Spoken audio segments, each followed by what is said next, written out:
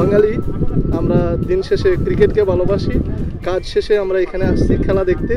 আমাদের যে আনন্দটা এটা যাতে আজকে মাটি না করে, কারণ আমাদের সাথে নিয়েই আমরা যাতে ক্রিকেট টিমকে সাথে নিয়ে আমরা করে ফিরতে পারি যে আনন্দের জয় নিয়ে, এটাই আমাদের প্রত্যাশা ইনশাল্লাহ। বল করতেছে বুমরা, ওইটা না দেখে একটা বলার বল করতেছে, ওইটা দেখা উচিত আমার মনে হয়। ঠিক আছে, প্লেয়ার জাস্টিফাই করা উচিত না, বলার জাস্টিফাই করা উচিত।